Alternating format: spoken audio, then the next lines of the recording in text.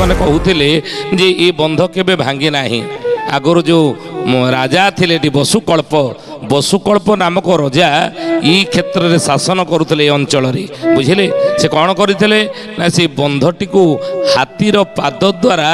भलेकरी कौन करते मजबूत करते तेणु अतीत अनेक बार जितेबाला विरूपा नदी में बन्या आसे किंतु से सुंताणी बंधटा भांगे ना हुए तो सुंताणी बंध पर्यंत मूल शिखर पर्यंत छुई जाए किंतु सुंताणी बंध एवं पर्यंत भांगे ना बोली से स्थानीय लोक मैंने यही मत दियंती किंतु अच्युतानंद महापुरुष मालिकार लिखिले जितेबाला अमरारी कटक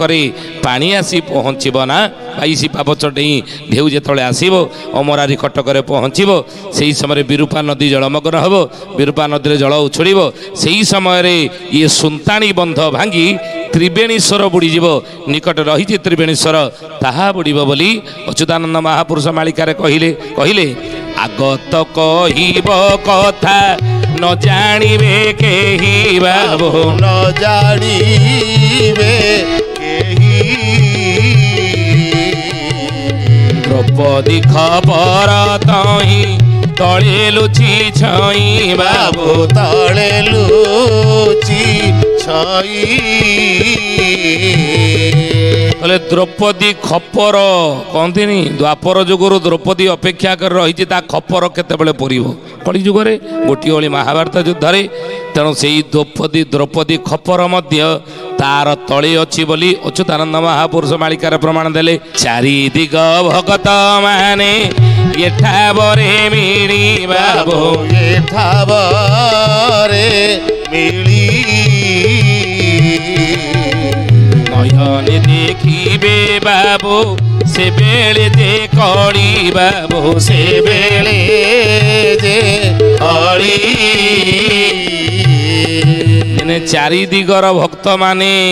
हनुमंचेश्वर गिरी रे आसी पहुँचे कुआड़ू केते चारि दिगर भक्त चारि जुगर भक्त ये क्षेत्र आसिक दिन हनुमंचेश्वर रे पहुँचे सुधेयानी जानतु से क्षेत्र को ये एक साधना पीठ एक साधना तप क्षेत्र जे कि महापुरुष मंदर दासंगर मालिकार कथा आलोचना होती तेणु आम से क्षेत्र जाकि पहुँचतु अशेष पुण्यर अधिकारी आपण हेबे से क्षेत्र पाद देले अशेष पुण्यर अधिकारी आपण हेबे बोलिए महापुरुष अच्युतानंद देखी सुधेयानी ज्ञानी गुणी मंडली महापुरुष कहले बाबूरे द्रौपदी खपर मध्य ता तले रही आउ ये जन्म गोपते जीव लिखन पोरा रे बाबू लिखन पोरा रे माली घरे जन्म हेब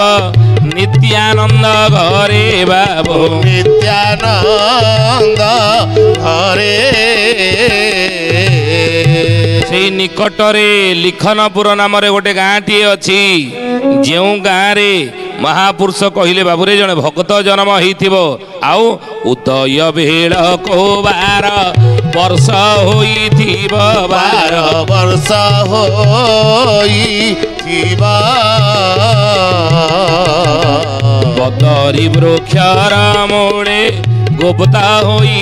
बाबू गुप्ता होई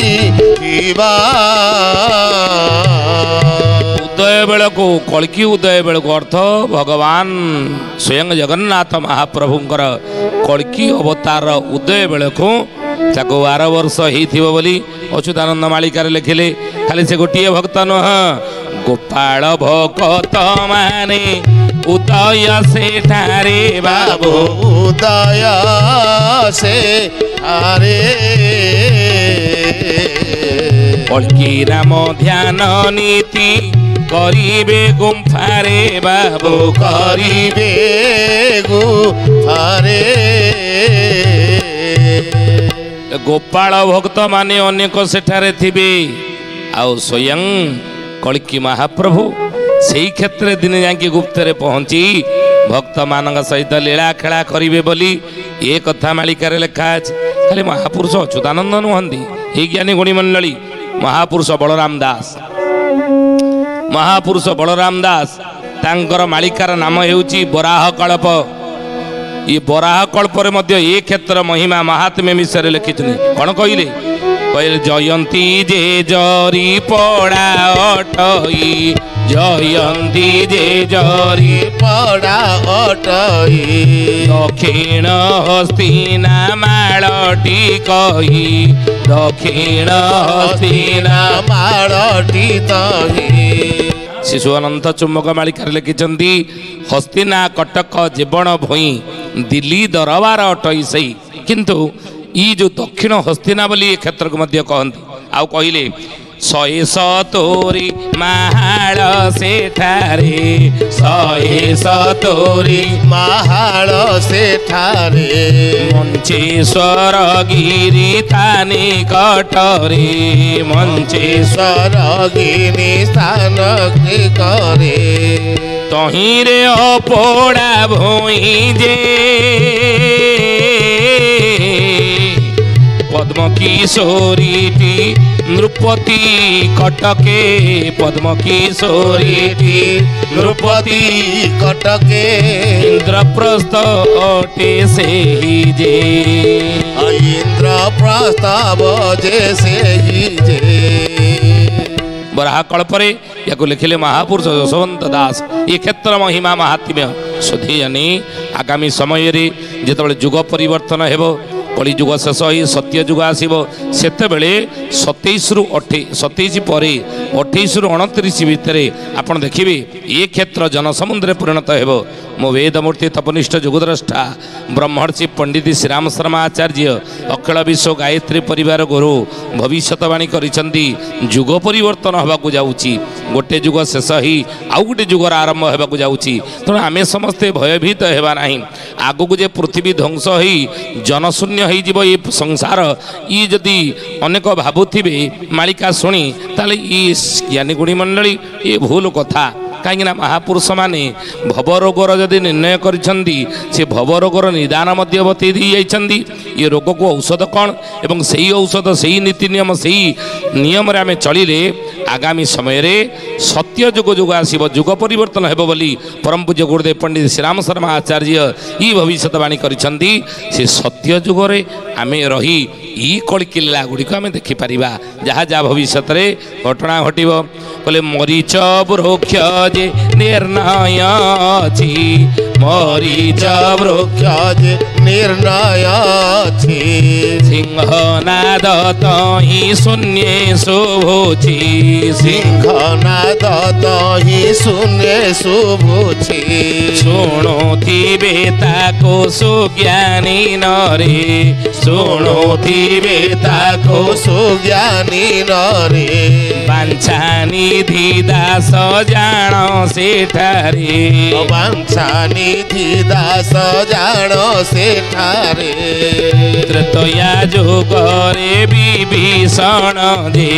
त्रेतया जुगरे विभीषण दे आगत कहिब पुणी सेठारे आगत कहिब पुणी सेठारे तेणु त्रेता जुगर जी विभीषण हे ज्ञानी गुणी मंडली से ही क्षेत्र को दिने आसी आगतर कथा भविष्यतर कथा कहब बोली अच्युतानंद महापुरुष भली बराह कल्प मालिकारे महापुरुष बलराम दास एक कथा लिखिं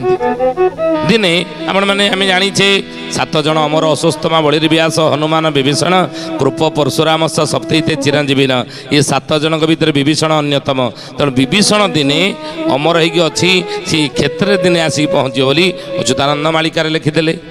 सुधीयनी ज्ञानी गुणी मंडली कहीं आज विषय ये कथाटी आम आलोचना कले मालिका वर्णित ए क्षेत्र हनुमंचेश्वर गिरी बा पहाड़ थरे ये क्षेत्र जाई पाद दिखे आसतु देखिए जीवन में आपण मैंने गोटे नियारा अनुभूति पाइबे अनुभूति आपणकर नियारा गोटे हेब बुझे।